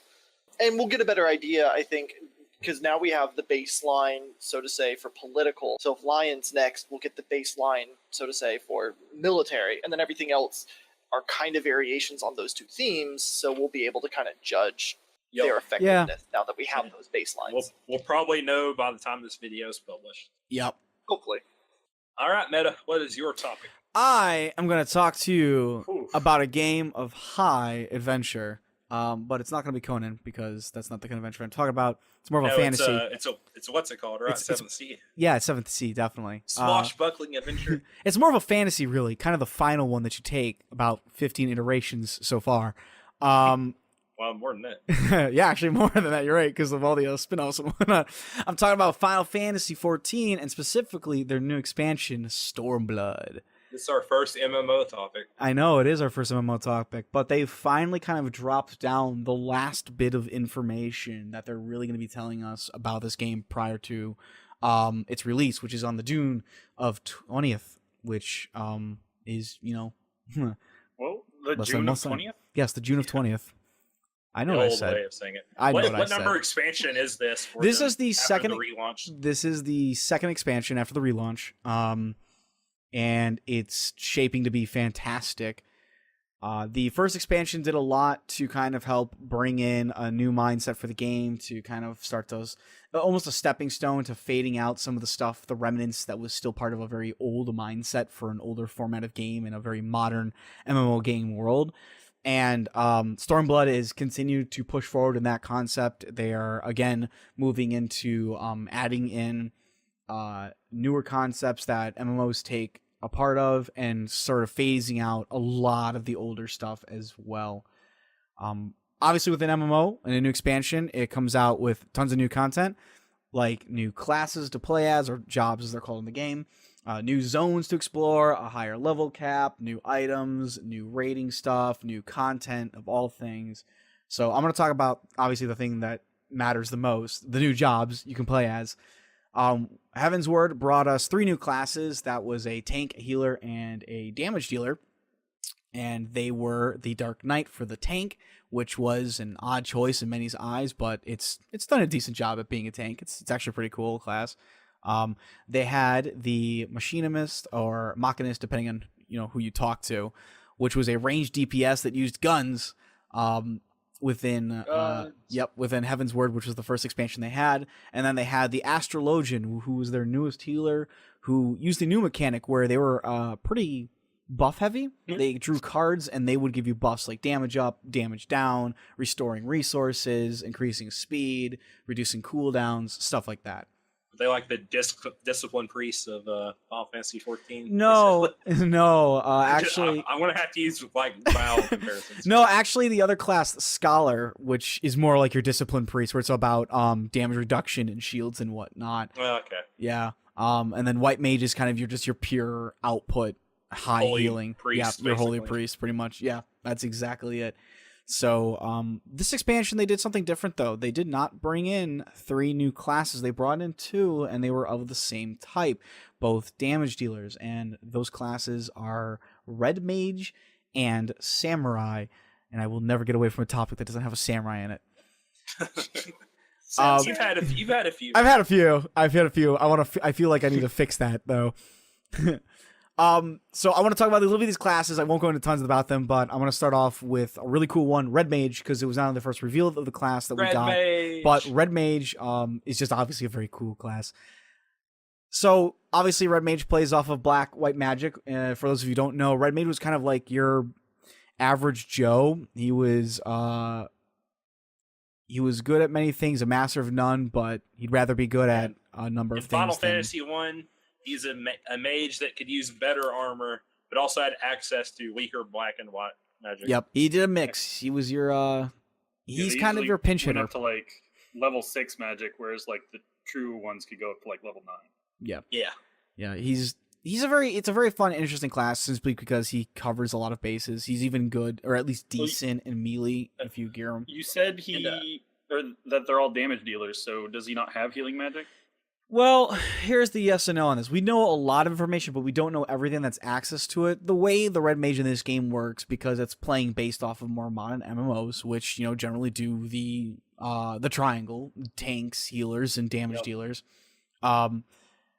He does kind of a combination, and the way the game is designed is that like white magic, or not even so much white magic, but there's 2 aspects in the game, and they're both kind of like lighter and darker in regards to just keeping it simplified.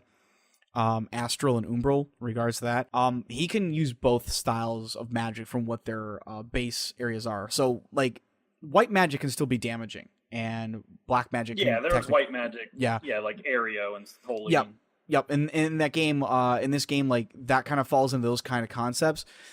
Red Mage doesn't, from what we can tell, he isn't a healer. He uses a combination of both melee and ranged attacks. He does have his classic change spell, which came around in later games, where if you cast one spell, he can immediately follow it up with an instant cast, which is really cool. Because that's the first. I think in FF5 they got like dual magic or something was basically what it was, right? Yeah, I don't know. Magic or something. Yeah, it's been, I mean, it's changed over the different iterations, but the concept is still there. He gets to cast a lot of spells, and what he ends up essentially doing is he builds up this meter, which is balanced between dark magic and light magic, white magic and black magic. Oh. And so like kind of like oh my god, the druid, balanced druid almost. Where he had like the sun magic, and then the bar would change into the moon. Oh, yeah, you're right. Yeah, kind of like that, but you're actually building them at the same time because you want to balance them out. You're all about balance with that class, and when those meters get balanced out, you can use moves to engage in melee, and those generally seem to, from what we know of, they seem to drain, and they do a lot of damage, and then you can finish off by disengaging and going back into ranged spells. Okay. So it's it looks like it's a mechanic that's utilized to either engage in melee to do some very high damaging moves and whatnot, which use up their bar, and then you go back to range, which then refill. So they're a very cool class. They have a lot of cool stuff going for them, and they're very unique to the game for what they are. The other one is Samurai, and that's all you need to know. Yeah, that's all you need to know. That's honestly all you need to know. Everybody just go play Samurai. They're the best class right now. No. Oh, what did you ask, Ops? I said they use guns too, right? Yeah, they use guns. They definitely use guns and Swords that turn into guns. Yeah, swords that turn into guns. Gun they use blades. explosives. Final Fantasy, right? Yeah. Explosives. They use airships. They call them military strikes. No, they base them off of the fantasy. They're more like Ronin than they are actually. Think like Edo samurai as opposed to like Sengoku samurai. They're gonna be wearing like cloth armor and whatnot. But apparently they have stated that they will allow more freedom in like what you can wear is for glamour. So you could have your samurai wearing armor. Essentially, is what they're getting at. Anyway, what samurai focus on is around styles. What you have is called the 3 styles of the Sen gauge. Stance dancing. Not stance dancing. These styles are not stance dancing. You're actually utilizing It's different. what you wear. The Fashion. fashion. Obviously, they're all courtiers. Fashion souls. You would talk your opponents to a death, and then you throw a gill at them because they're filthy peasants. Do they have gill toss? No, I don't think they have gill toss, but I kind of wish that they did. Man. We made jokes about that, like where people who are capped on the gill would just use gill toss and throw all their gill to instantly one-shot raid bosses. Yep. That'd be amazing. But what they work on is they essentially have a gauge that has to be built up through moves, and that gauge will give you access to other moves that are not part of combos that'll be off the global cooldown. And without trying to get too technical, I would say just look that up. I don't want to really spend the tons of time explaining it, but essentially allows you to do more moves than normal. Yep. But as they use these moves, they're going to be building up what's also called the Sen gauge, and the Sen gauge is just essentially 3 different styles. And when they're built up, they allow you access to EI Jutsu. And the EI Jutsu is based off of how many of those sens you have built up. So it's kind of a complicated class. And as the director put it, he stated that it's supposed to kind of be, they do want this to be a more complicated class because Samurai does hit pretty hard. They have a lot of high potency or high scaling attacks. And that's really what their focus is going to be on. So you'll have to learn how to kind of weave their own abilities into allowing you to transition into EI Jutsu as fast as possible because your EI Jutsu moves are your hardest hitting moves in the game. So that's really where they work and focus on, is trying to get these gauges out so that they can transition to EI Jutsu, use them up, and then bring them back as fast as possible so that they can continue to hit very hard. A question I have, because I know FF14 does different stuff with like how you level your classes and all that, because you basically can do multiple jobs on one character, right? Yes. So how's it going to work when the expansion comes out? You switch over to Samurai. How much like actual grinding are you going to have to do? Or do you just have to do the new expansion content and you'll have access to all of his abilities and stuff? I can switch over. Once the expansion hits, you'll immediately be able to play the new class. It's not required that you have the expansion to play the class, so you can actually go into it. You just have to have a class that's already level 50. And I really shouldn't call them class because technically, again, from the older game, it's kind of a thing that's left behind, but it's really called a job because there are certain classes in the game that lead into a job, but they're trying to transition away from that. Every new one since Heavenward has been just jobs. There's no longer classes that build into a job. It's kind of weird to explain, but it's an old thing from an old game that kind of needs to die, and that's what they're trying to do. Well, like they sort of prestige class into like a more advanced version, right? Yeah, and the other ones. Yeah, whereas these are just already basic prestige classes. Sort of. Yes, yeah, that's pretty much what it is, and I mean, the prestiging into them really doesn't do you anything except give you a stat boost, which isn't huge. I mean, it's not bad by any means, but it's not huge, and I mean, that could just be a part of the class itself, so. Right. But.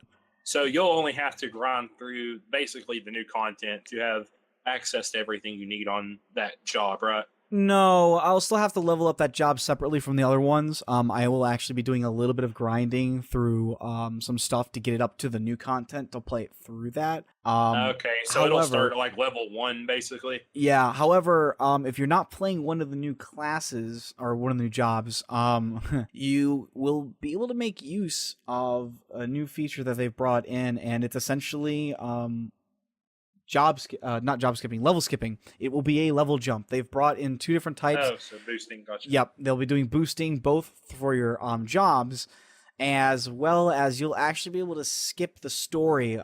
For those of you who aren't aware, Final Fantasy XIV has an immensely long, wonderful, but long story, and being locked behind it, a little bit aggravating because you can actually go through the main scenario story of the original game, A Realm Reborn, vanilla. You'll go through that, and you will actually be by the time you're finally complete through that main scenario and all the patches that are for it before going to Heavensward, you'll actually be in levels that were meant for Heavensward. So you'll be like level 54, and 54 is 4 levels into what that Heavensward content was supposed to allow you to get into. And by the time you're done with all the Heavensward content, you'd be way into Stormblood content levels without actually being or doing the Stormblood storyline. So they're trying to introduce this to help you skip along that stuff. It'll unlock a number of things. Certain things will be done for you and chosen for you so that you can get right into the new storyline content and catch up with your friends or family that you're playing with the game. And then obviously, if you're just doing it with a new job, you can just jump right up to level 60, except for Red Major Samurai, which you will have to level manually. But they start at level 50, so... Do you have to like do old quests that you've already done or something to level your other jobs? How does it like balance that out? Like XP?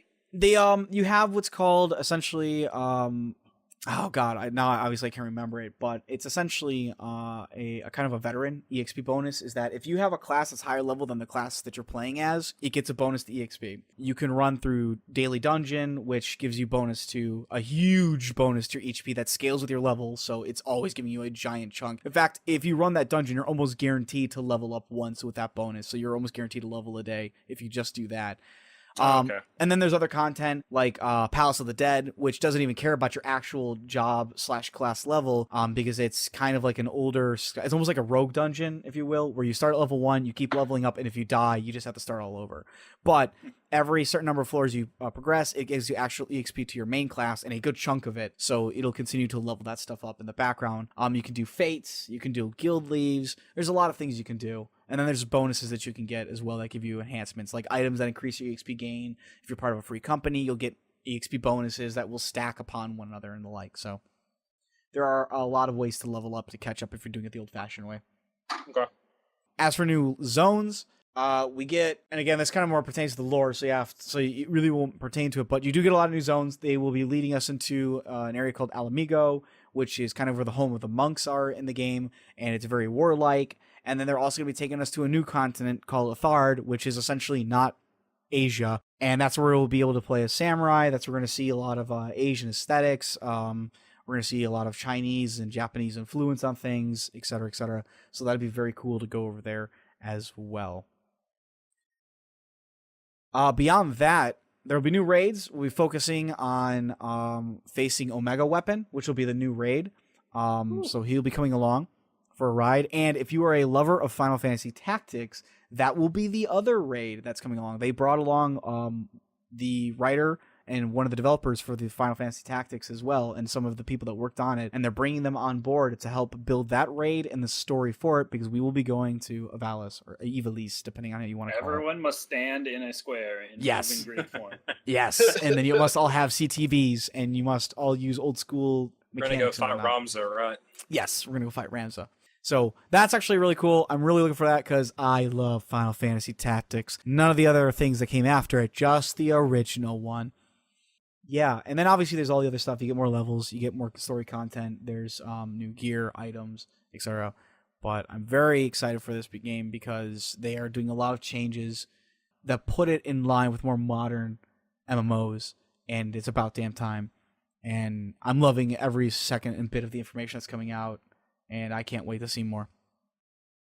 Yep, soon you'll fall back into the spiral of another game. Now that you've platinumed the Platinum Neo. Yeah, I did platinum that. Well, I still have to platinum the DLC, so we'll well, you know. You got like a few Just weeks, a weekend right? or two. Yeah. Well, I got to go through a Way of Demon on that, but that's a topic for another day, so. All right, speaking of games that people fall in the holes of, Mal, what is your topic?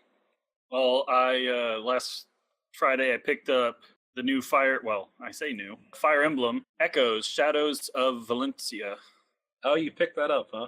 Yeah, it's a remake of the second Fire Emblem's game, Fire Emblem Gaiden, which never came out in the U.S. Kept it for themselves. Well, yeah, As they did for many Fire Emblem games for a long time. Yeah. Apparently they kept the remake, the second remake they did. That came out. I just found that out earlier. This is the third remake they've done, and the second one came out for the DS, but didn't come up over here. Huh. Wow. Yeah. Anyway, so it's a complete remake of a 25-year-old game, which kind of shows. I mean, yeah. Yeah. Everything ages. Yep. I mean, the new graphics and animations are great, and like that stuff has been polished. I'll say right now, the worst part about the game is they didn't touch the maps, which everyone says are the worst in the entire series. So you've got to deal with the worst maps in the entire series again. Oh my god. Yeah. All right. So what's the game about, Mel? The story is very basic. It's your typical Fire Emblem fare. It's warring kingdoms. You've got 2 protagonists, and I actually really like the duality. Like, you get to play as 2 separate armies as you go through, which is pretty cool. You've got Alm, who is your very typical like shonen protagonist. He is a farm boy from a small village. Yep, who becomes a hero. He is super honorable and can inspire armies and nations at the drop of a hat. What? This sounds like the perfect character. I don't understand what you guys are complaining about. Right, no downside except that he wants to save everybody. Your typical Fire Emblem character. I'm sorry, but this sounds like a perfectly well-developed character that does not show age of any time. And then you've got Celica, who is the other protagonist, and she is a princess hidden away due to like rebellion and stuff going on. That's a common one too, actually, I think. Yeah, she's like she's colder and more reserved, which shows more duality between the two.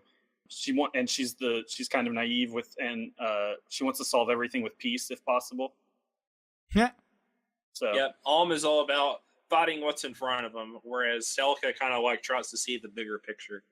We always don't have to like rush into everything here to solve our problems. Alm's like, why I'm not? gonna stab it. Yeah, yeah. So the game kind of like the game starts as you both being children. It kind of introduces you to them because Celica is basically hiding in Alm's home village of Ram Village. Yeah, and basically her father at the beginning of the game was he killed in the past or he dies right then? I can't remember. I think it was shortly before the start. Yeah, that's why she's in hiding. Yep, that's why she's in hiding, because obviously she's the last heir to the throne. People could kill her and take the throne for themselves. So she's basically rescued by an old knight named Masen, who is also Alm's grandfather. And basically a rogue band of knights ends up stumbling upon the village and seeing Celica, and they recognize a mark on her hand that lets them know that she's a member of the royalty of that nation. You would think they would just cover that shit up. It's like, yeah, wear a glove. Yeah, I know, right? Well, they do later on. Yeah. But as kids, they don't. And so she basically, the knight guy comes and your grandfather comes and like saves you from the knight. Yeah, this is all the prologue, basically. Yeah. You help drop them off, and then basically like her and Alm have a crush on each other as kids, and then she has to like go off and hiding, and Alm doesn't understand anything about, because he doesn't know she's a princess or any of this stuff, and he's like super confused. They make a promise to find each other one day. The kind of whole crux of the plot from that point revolves around that. Alm being in typical protagonist form, all like half the women just love him What? No, this sounds. It's not like half of them. It's like it's like 75. Half is such a strong word. Let's just say 55%. Half of the single women you get on your team are in love with him. There's 2 of them, Mal. Right. 2. That is half of the single women on your team. He's not wrong. There's tons of them. No, there are 4 single women on Alm's team. And then there are 2 others that are in relationships with others. There's Matilda is in a relationship. Delphia, who becomes the wife. Titania is in a relationship. There's Delphia is not one. Right. Let's see. Faye is obviously one. Yep. Claire. She's in love with him. Claire is in love with him. Her and Gray story kind of like. Right. But I'm just saying, like. And who's the other ones? The waifu wars begins. There's it's Fire Emblem, so that's what you get. Yep. The priestess. She's the other single one. Oh yeah. So yeah, you're right. Yep. well, in his army, I think.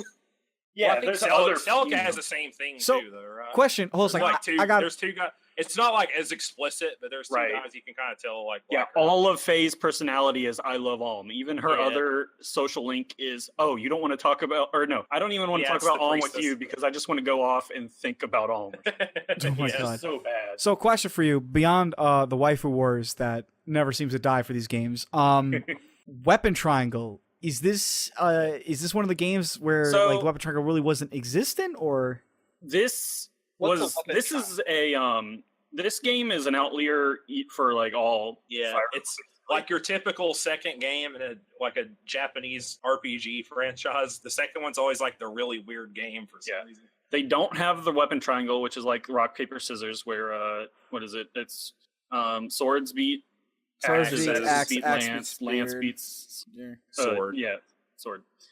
I miss it. I mean, it's fine without it, but I think it's so integral, and they went through the trouble of adding axes to the game. But didn't add the weapon triangle. That it just feels a little weird. so like do characters then have like defensive stats that actually kind of define how much damage they're going to take, or do you just kind of equip them with the best? Everyone sword? has. It's more straight up like you need to look when you're playing the game. You need to look at your attack. It'll tell you in the bar. It'll say you have this attack. You have at times 2 if you get double attacks, and this character has this much defense. So it's all about like comparing Yeah. attack versus Defense minus attack is damage.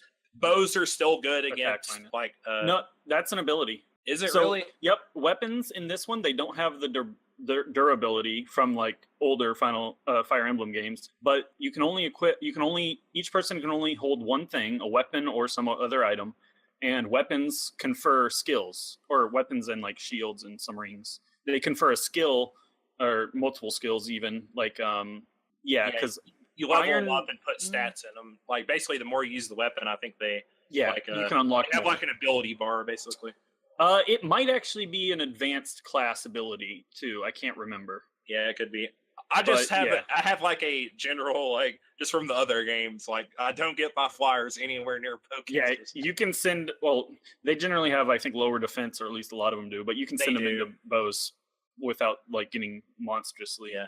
Bows can also counter from From next adjacent to each squares other, in this game. as long as it's not the longbow. But Yeah. so that's new too. Yeah. Or You still different. you still have like your class ups, but it's not as like you don't have the branched paths like you did. In Yeah, some, another sign of its age is there's not as many classes, and they don't branch.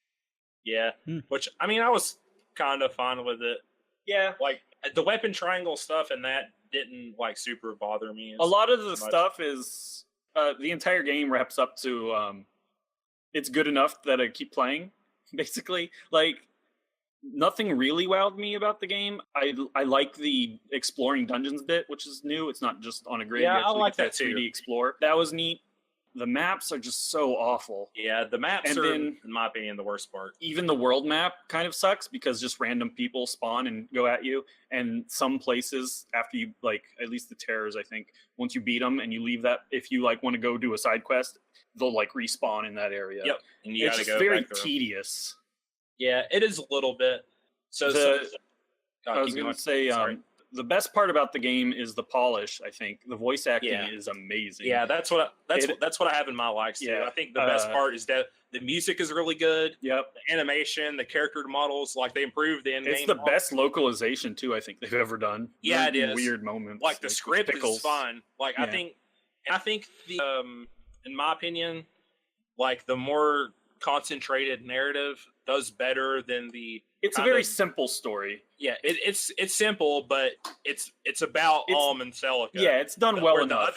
the Fire Emblem Fates games, they have way too many characters who See, get I way like too that. much screen time. I think the side characters are the ones I'm more interested even in this game. The Alm and Celica, really? I'm kind of like, they're very basic. Like I can already see their story from start to ending by the end of like the first chapter. Yeah, sure. It's like I But, wasn't interested in that. I think it's fine just because of the way they told the story and Yeah. like the script, like because like you're saying, localization's like Yep. good. It is a very tropey story, and you Yeah. know all Fire Emblem games are, to be honest. Like I don't super play Fire Emblem for the story. The other games are more as like pick your waifu and it has fun tactical combat. Yeah. Like this one, I was like more pleasantly surprised with the narrative than anything. I wasn't like exactly wowed by it, but I wasn't expecting to like it as much as I did. I expected it to be more like the other Fire Emblems, where I'm like, yeah, okay, whatever. There's always like an evil king that you have to fight, and there's a dragon. The villains in this one though are the worst. They're just like they're just basic comically evil. Like they're just, I don't know, they're evil for the sake of being evil. Basically, it seems. That's almost like at least the ones I've played, all the Fire Emblem games, it feels that way. Because there's like the king from Fire Emblem Fates, the guy of the not Japanese side, which is like comically evil for no reason, basically. Like, I think it needs better. Fire Emblem could definitely use better villains with better motivation. Oh, I hope they do more with the series in the future, like with that, because honestly, like they have like basically the fun combat down, right? I think they should just really focus on characters and story. More so. The weird contrived children from the last two games is like the first time it's like, okay, time travel. The Fates, it's like we go live in this random other part of the country where time speeds up. It's like, it's dumb. So bad. Yeah, so you don't have to worry about that in this one because there's not like you don't marry all the characters or anything. I kind of like I do wish there were more between these characters, again, because I like the side characters. I wish there was more of the social stuff. Yeah, I can see that. I don't care about the marrying stuff. But it was cool that you could and it was cool that you could have any character have like a social link, for lack of a better term, with another character, which isn't in this game. Yeah, because the ones that do have social links, if they're closer together, they get a slight boost of stats. We've covered like all my likes, I guess, for games. Some dislikes I want to say that we haven't really touched on. We already said maps are frustrating. They all basically boiled down to like there's a bottleneck that you have to get past in the map, and there's usually like archers and mages that will hit you while you're trying to get your characters through the bottleneck, and it's just literally over and over and over again. You haven't beaten the game yet, right, Mal? No, I think I still need. I'm at the end of chapter 4. Yeah, so you're almost done. Yeah. The last fight is super dumb. It has a dumb mechanic that the game doesn't hint at you at all. So it's like something you literally just have to figure out through trial and error. I lost like 2 hours of my game last night to it. So I will bring up something else they added, because I think you're about to talk about, or you're maybe mentioned the criticals that you hate. I didn't. Well, that's in all the Fire Emblem games, I think. Right. But it felt like I got credit a lot in this game. They use like a more pure randomness, I think, in this game. But they added, because criticals definitely suck, and as long as it's not on your two main characters, because that's a game over, they have it introduced Mila's turn wheel, which is you can rewind the game. You have a limited use of it that grows over the course of the game if you find certain items. But you can activate it, and then you can rewind if you make some really big mistake.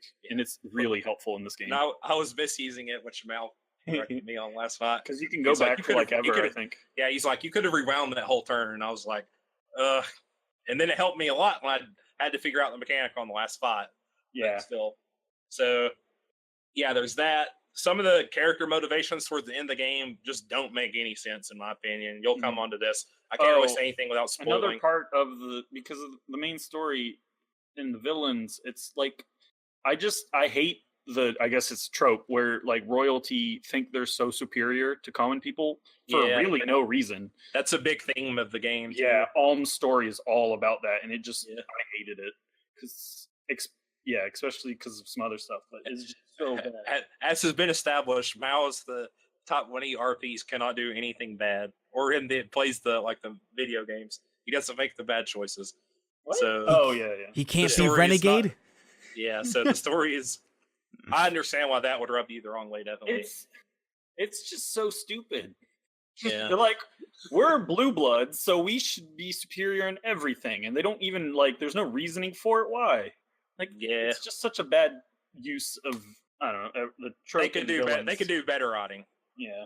Like that one character, they kind of try to give you like an explanation, but it's still not really good enough. Yeah, he's actually, I think, one of my favorite villains, but he's tied to that whole royalty thing. Yeah. And then, like we said, it's definitely shows signs of being an old game. Yeah, it's 25 years old. But I still think, I haven't played all the Fire Emblem that have come out. Obviously, the Wii ones, I still want to play those, and I hope they re-release them eventually. But I haven't played a lot of the DS ones. I don't think I played one of the DS ones. Yeah, I played all the Game Boy Advance ones, and now I played all the 3DS ones.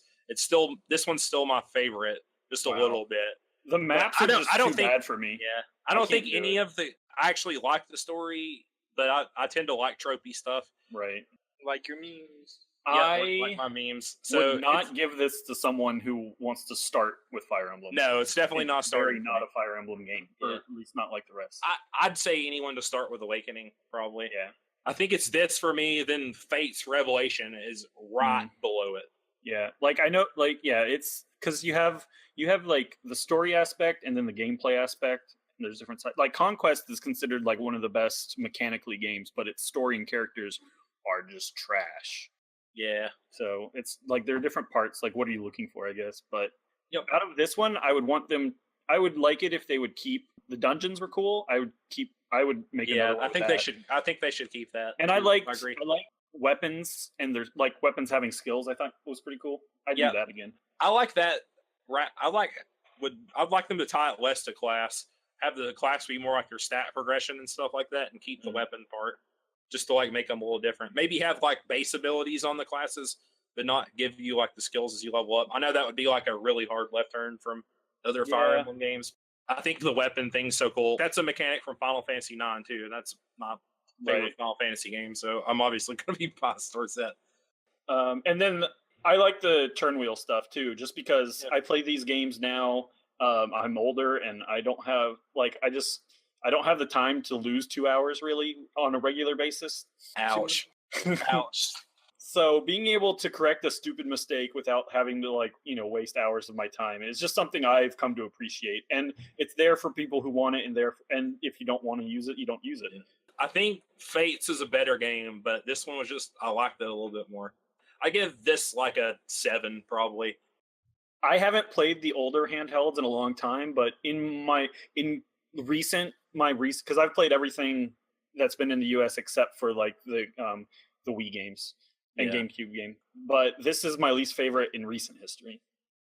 That will probably be a consistent theme where Mal and I have different tastes. So Yeah, it's been just something that's happened. I still like the game. I've just become a lot Yeah. more critical in the last couple of years of the things I want to really like. Is Mao and Obs gonna be our yin and our yang? Basically, Are you we've gonna be- established that We already. must find We have balance. very similar tastes, but at the same time, It is don't like weird. certain It is things. weird. You guys like We- the same thing, but the we things like about similar- those things. Yeah. We like So- similar things, but we like what sets stuff apart for us is different Right. in the game. Like Mal doesn't like tropey stuff, whereas I like. I like well-used tropes. Yeah. Like I will like a trope just because it's a trope and it's there. Whereas Mal, he would want more out of it. So what I'm Especially hearing is heavily that used Mal's ones. Mal's the yin and Obs is the yang, is what I'm hearing. We'll go with that. But yeah, like I don't know, and I understand this game would have been it's older, so the story is 25 years old. So It feels like an NES game that's been Yeah. ported around. the story so- isn't amazing for its against current times. So it sounds like from you it would be a recommend, but only to Fire Emblem fans, right? Yeah, I would not give this to a person. I would agree with you. I would agree with you completely there. At least unless I gave him the caveat is don't expect this to be like other or Fire Emblem games. Yeah. It's very different, so. Yeah. All right, to close this out here, let's get to Tetsuo's topic. All right. Well, what I wanted to bring to the table today was the new Koei Tecmo most recent installation in the Samurai Warriors game, Samurai Warriors Spirit of Sonata, that released, I think, on Tuesday. But instead, I actually picked up one of their other games, in fact, one of their oldest, at least Koei's oldest games, first being released back in 1983, Nobunaga's Ambition. Oh. Okay, so before we move on, because this is more of a question of not the game that you'll be talking about, they keep making games, right? Like there's a lot of games in the series. Are they retelling the same story? Are they just different parts? Like is each game only a year's time, or like how does that work? Which game? Which one, Samurai Warriors or Nobunaga's Ambition? Nobunaga's Ambition, because The same for both of them. So yeah, I just meant Nobunaga's. yeah, so Nobunaga's, what's different about it? So it starts. You have different scenarios that you can play, which represent some of the different battles. Obviously, your Sekigahara, your battle for Osaka, those battles are going to be really big. Then some of them are smaller ones. different unification areas. Some of them even small enough, a minor scuffle between the Date and what's the tiny clan that was just north of them? I don't Anyway. know. Yeah, but you have those little kind of scenarios. But in any of the given scenarios, you can choose to be any of the clans that are Right. in that time frame. And so you could be playing, let's say, the time frame of Sekigahara, but you're playing as the Shimazu, and you can turn around and go ally with the Date, and then the two of you guys just crush both the Eastern and the Right. Western armies. So once you start, it kind of is like Civilization in that fact. Yeah, but I'm talking about they're like, I don't know how many games are in Nobunaga Ambition. Like I saw quite a few when I looked at the yeah. list. And are they just different time periods of his life, or they don't like none of them encompass the whole thing? Well, even though it's called Nobunaga's Ambition, you do not have to play as Nobunaga. You don't. Right, I know you can play as different people. I think what he's asking is like, is it just the same time period, like over and over? Would I just be playing the same one over and over? In that case, yes, it's literally about the Sengoku period, from its effective start to its effective end with essentially the Osaka Summer Siege campaign. But like to get to really your question, they're essentially the same thing because they're covering real history, romanticized, and it's more fictional history in that regard. But generally, each game brings something new to the table, changes how it approaches it, updates the graphics. So I guess do the stories not really change a whole lot? Well, no, because it's kind of based off of history. I mean, yeah, if you're in it to play like the story, of the characters, of like kind of like how the history played it out, they might change how some of that story is told, but Nobunaga still dies, spoilers alert, at Honoji, regardless of how he gets there. That's what I was just kind of wondering. Yeah, it's more equatable to Civilization if you had like a little bit of a structure, because you can do, like, if you take, at least in the most recent ones, if you take the exact path that history did, quests will keep popping up, and their purpose is kind of to like show you how the way history went. But you can totally ignore the quests and rewrite history every single time you play. Again, kind of go, you can start off as some minor officer if you so wanted, or you can jump in immediately starting off as Tokugawa and immediately crush Nobunaga before he even starts doing anything. It has that kind of freedom of, let's see what happens if I do this, type deal. So a little bit. The games are obviously more about the gameplay then. Yeah. There is a story again in the kind of like following the quests, because if you do follow the quests, you get these little cutscenes. But the cutscenes, they're still life animations, if that makes sense, and they kind of just give you a little bit of a narrative, and then it goes immediately into the next month, and then you kind of just keep going. So which one did you pick up? So the one that I picked up is the most recent one, Sphere of Influence Ascension, which that's a longest title. We're in Kingdom Hearts now. I know, right? Yeah, I know, right? Chain of Memories, Sphere of Influence. The only Nobunaga's Ambition game I've played is the Pokemon one. Yep, Pokemon Conquest. Yep. Like that, yeah. But even that one technically was, I think, more styled like Fire Emblem or Final Fantasy. It was that. Yeah, because this game, it's pretty much almost like it almost reminds me of Shogun too in concept for how it plays. So Shogun is a bit of a strategy war game, but it does focus, like, you can see how many units you have on the field and everything. Yeah. Nobunaga's Ambition, and again, this is going to be a little bit of a mouthful. It's a turn-based grand strategy role-playing simulation war game RPG. What? Only Koei Tecmo. But no, you can't just mash every genre together and go that. I didn't hear first-person shooter. Thank God it's not one. But so I was almost like, down, actually, no, hold on a second. I want to make a point here. I was just reading it up, and apparently it's not a first-person shooter, but you can get down to the officer level like you're actually on the battlefield, so it's almost like third person. Yeah. Well, and I'll get to that here in a second. So to break it down, really what it's saying is it's turn-based. So you're not... The thing is, though, even though it's turn-based, it's a simultaneous turn-based. Again, kind of like Civilization is a little bit where you give your commands and then you hit play, and then everybody goes and does the commands for the month, and then you go through your next, they call it council phase. You say, okay, we're gonna clear out this area for the castle, we're gonna build a rice paddy over here, we're gonna send these units over this way, and then hit play and then watch them all interact. And then you can always pause it, but once you hit that point, so great people, it's a lot more, but the combat's probably the main focus, right?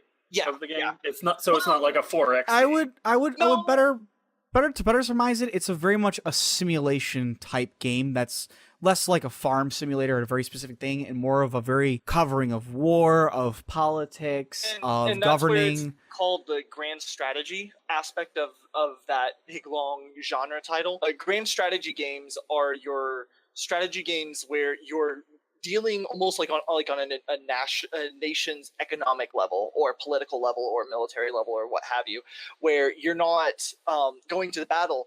You're not really going down and being that one character on the battlefield. It's more, I have this abstract number, or this abstract representation of a large number of people, and I only have one unit that I'm kind of maneuvering, but I'm maneuvering it as a whole unit, and I'm not really controlling any one particular person. And on the screen, it'll show, let's say it'll show 300 figures, but that's supposed to represent 30,000 fighters or something. I don't know what the actual ratio is, but it's along those lines. But because it's this grand macro scale, tactics take a backseat to the strategy aspect, if that makes sense. You're dealing more with, I want all of my different armies to go I want you to go here, I want you to go here, I want you guys to coordinate your attack this way. You're also, at that same time, going to each of your castles and saying, look, you're in a rice production area, we need you to clear out this forest to build some more rice paddies. But you are in the middle of the mountains, so you need to dig a mine. And as you grow your castles and your castle towns around them, you get what's called districts as you clear out land. And in each district, you can then put in a specialized, like your rice paddies, your farms, your barracks, your mines, etc., depending on what you want them to do. The type of game is really just, when they say grand strategy, they mean like you're kind of covering everything. You are literally strategizing everything. It's at the macro level, and you're micromanaging at the same time. Yeah. So like it is like you can literally spend. I think one of the games I played, I spent almost 4 hours in a 1 month turn because I had so much of Japan already covered, and I'm the kind of guy where I want to be able to tell each one of my single castles what to do. And when you realize how many castles that means across Japan's thing, it's a lot. Yeah. You can. There are obviously ways you can set it up though, so that you can just have like your officers, your retainers, your the lords underneath you. You can also set them up so they can do their own stuff as well. Yep. So you don't have to do that, but you can be that meticulous, like Tetsuo. If you so desired. Exactly.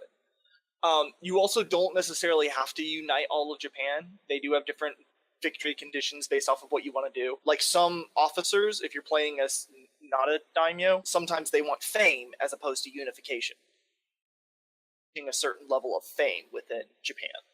Others want money, so you have to, prosperity, so you have to like reach a certain level of constant gold and rice production, then you win. So it kind of depends on how exactly you're wanting your clan to dominate Japan. You could theoretically try to do a whole thing, no military whatsoever, do everything diplomacy. It does have a very robust and very in-depth diplomacy to the point where you can start, giving them nice things, but then you notice they have this one officer that they don't really pay attention to, so you start talking to him, and then he eventually convinces them to defect to your guys, and he brings all of the men underneath him to your army, and now they're less, or, hey, we're going to come attack the castle. Maybe you guys happen to be still not here yet to defend the castle, or whatever. So it has a lot of depth to it. It's its greatest strength, but it's also, I think, a little bit of its greatest weakness. It's intimidating. I mean, like, you're absolutely right. Like, you can do a lot with this game, with these kind of games. Like, grand strategies really do revolve around how you want to approach it. Because, I mean, like, to his example, like, you could have this one officer who doesn't have, like, a lot of attention, but he has a lot of soldiers. Suddenly, those soldiers, we'll join your side. You can convince them to join your side, and that suddenly exposes your opponent. And instead of marching on them with an army, you can just literally give them an ultimatum. It's like, surrender to us or we will, siege you. And your opponent might be like, well, crap, I'm now cut off from my allies because this one guy I forgot about, wasn't there. And then they'll surrender to you and you'll take over their territories through politics alone. So there's a lot of cool stuff you can do with these kind of games. I don't really know the details on this one specifically because I never played it, but I know what you're talking about. I've played this kind of before. That's an aspect as well. Yeah. So like if you say they have a castle and the way you've conquered the castles that they had before it, you've essentially cut them off from the rest of them, or maybe it's like almost like a peninsula if you look at the way the territories are set up and everything. And by putting enough pressure on them and saying, look, behind you on all the roads, I have a whole bunch of men that are set up roadblocks. I could step in right now and just destroy you, or you guys can just join us. And I've even had it where like everybody in the castle says, yes, we're going to join you, but our 2 leaders said no. So here, we brought you 2 heads as a present. I've had that happen. That's amazing. Like we don't care. We just want to live. These guys were really the guys who swore fealty to Toyotomi. So you've been playing the Takei clan, right? I'm assuming. That's usually who I play. Yes, but actually, right now, who I'm playing is the Saigo clan.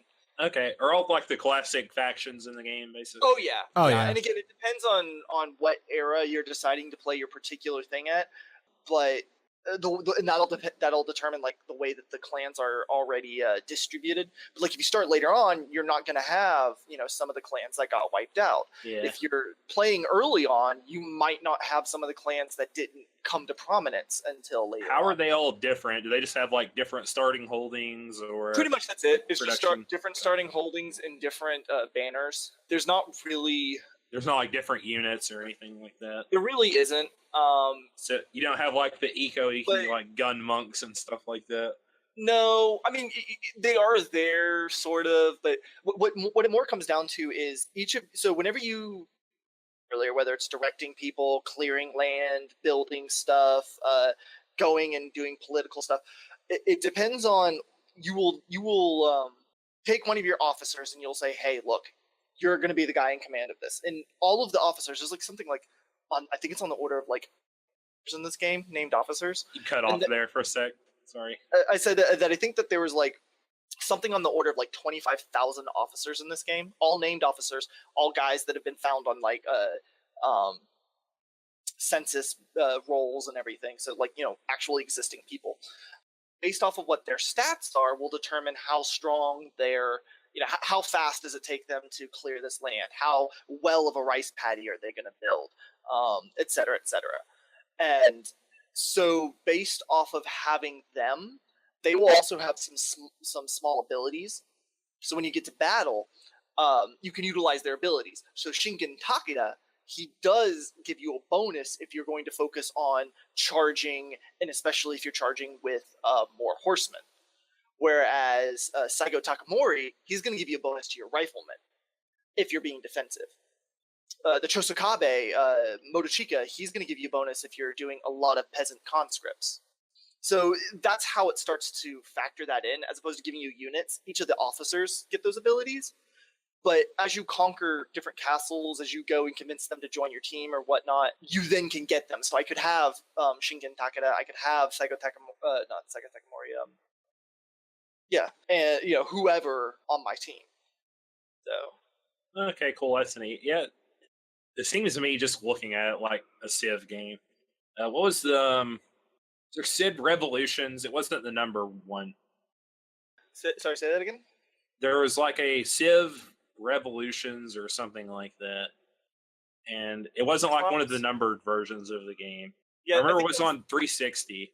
Yeah, that one. When I saw it, that's what it reminded me a lot of, where you had kind of like your units, you moved them around, but it was more about like production and like advancing your society. Obviously, you're not advancing your society in this, but like the micromanaging of all the stuff.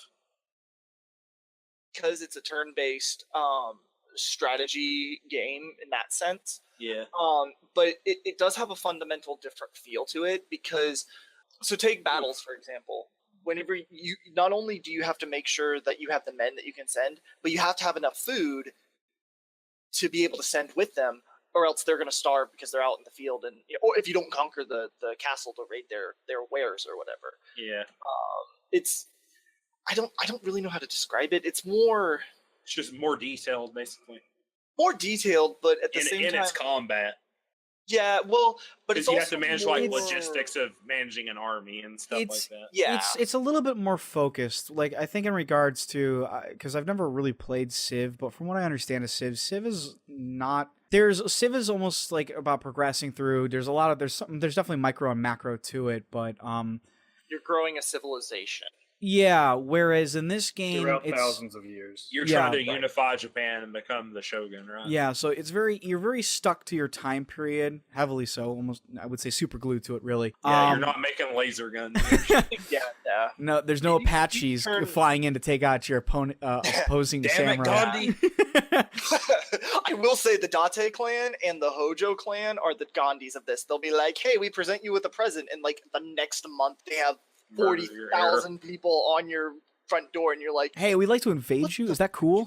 No, Date. What the hell? you're like, "No, go away. Go, get off my lawn, or I'm gonna call the cops." This game actually allows you to like make alliances and then break the alliances in the middle of the alliance, because I know some of the Civ games kind of lock you into it, at least for the amount of time that you promise for it. This one, it doesn't, and so you could very easily say, "Hey, I'm your ally. Don't attack me for the next year." And they're like, "Cool," and then they send like all of their forces to the north, and then you're like, "I was kidding," and just tear them apart. But they will do the same thing. Like, the AI in this game is very, even on normal, it's very ruthless, yeah, but it's also it's very human. Like, the way it feels, it does a really good job of modeling like nations, like how they would react, and the type of mental games between nations that you would get.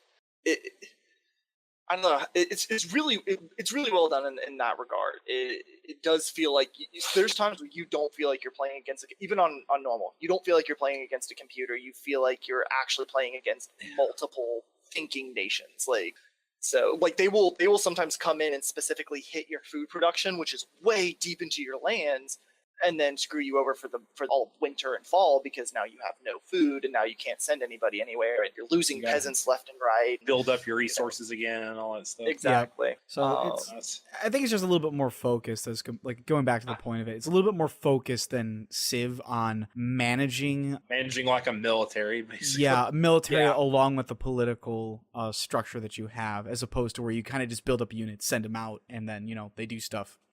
And political is a good point of it too. Like, not just like the diplomacy and stuff, but you have policies that you can enact. Yeah. And so you can like change like the way that you're ruling and you're governing, and you can do it like in an instant, and it really does make a difference. It's not like Civ where it's kind of like, I'm going to choose this and I get this passive bonus, but there's a very tangible difference between be doing a lot of taxation versus somebody who's getting a lot of conscripts versus somebody who's very progressive in thinking, and is kind of like, we can trust the populace to govern themselves. Probably not a good idea. You do see tangible differences. And then obviously you have like, generals and whatnot beneath you who might, betray you if you don't give them attention, or if you don't give them, proper, rewards for serving you well. They might, either lose favor in you, or they might start doing things. They might start, governing differently than you. They might, the worst one is always just they'll betray you and leave, or they might even start in a rebellion themselves. And then if you don't take care of your populace as well, if you treat them like shit, they might get peasant rebellions, and that will, obviously affect your harvests and whatnot. So you're telling me it ain't easy being a daimyo? I'm telling you, it's incredibly easy being daimyo. Just put them all to the blade. Oh, but that's one of the cool things. Don't say that in front of Mal. But one of the cool things too is kind of the scale for your officers. You yourself always play as daimyo, but who you are focused on as an officer can change. And so you have these different like levels. You have the local lords, you have the castle lords, you have, I think they call them chamberlains or something. You have your regents, you have your advisors, and then you have the daimyo himself. And so part of that too is like if you take one of your advisors and you turn around, you put him in charge of making sure this field gets made correctly, well, he might have the best stat for that. He's not going to be happy that you just took your advisor and said, go work out in the field to make sure that rice paddy becomes a rice paddy. Like, he's like, no, like, I should be advising. I should be sitting on the council. Like, no, I'm not going out there. So you might give him a treasure teapot to make sure he goes and does it, or something. It was tempting me when I was watching the video. I was like, holy moly, this is too much for me. It's you have to invest time into it. It's like I said, if you've ever played like a Total War game, you're gonna have to invest time into it. If you've played Civ, you're gonna have to invest time into it.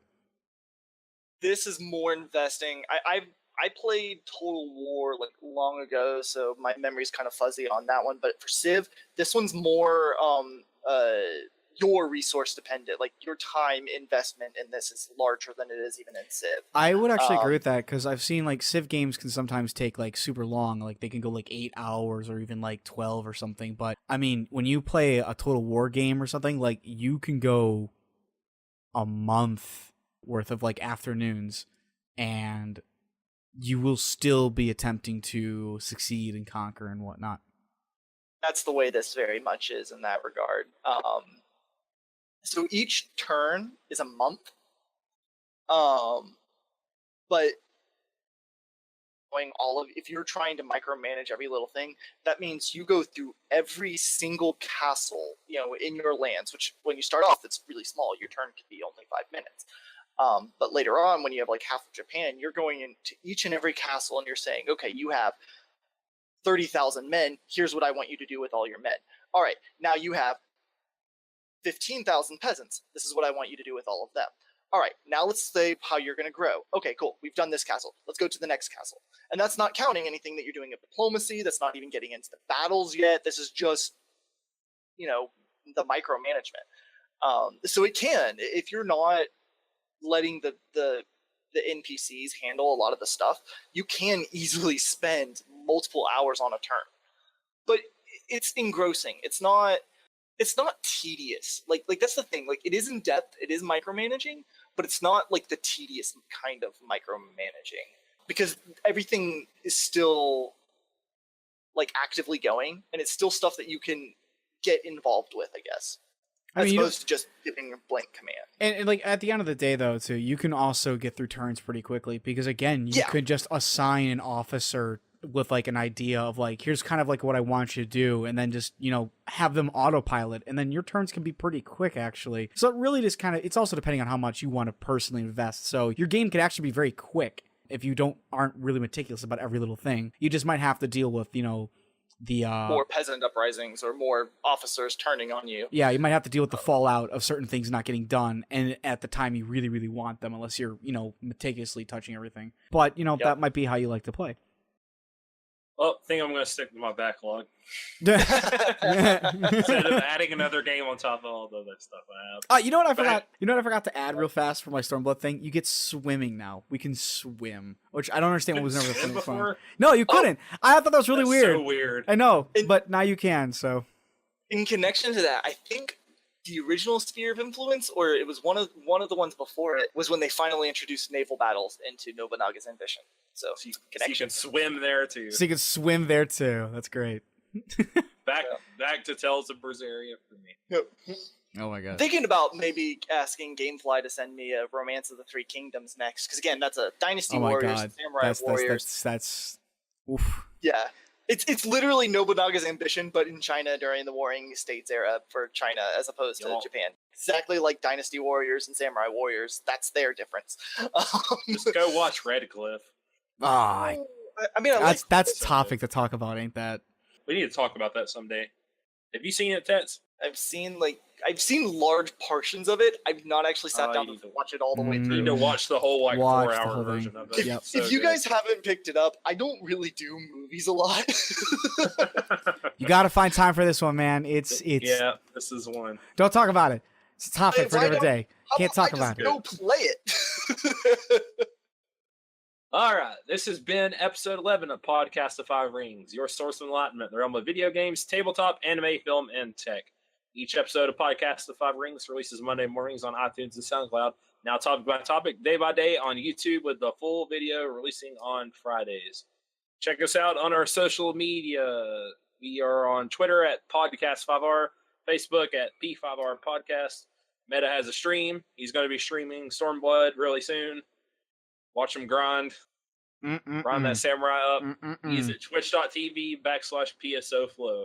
This is Obsidian signing out. We'll see you guys next week with more L5R fiction. Probably, yeah. Make sure to check us out on monthly modules too. Oh yeah. Yep.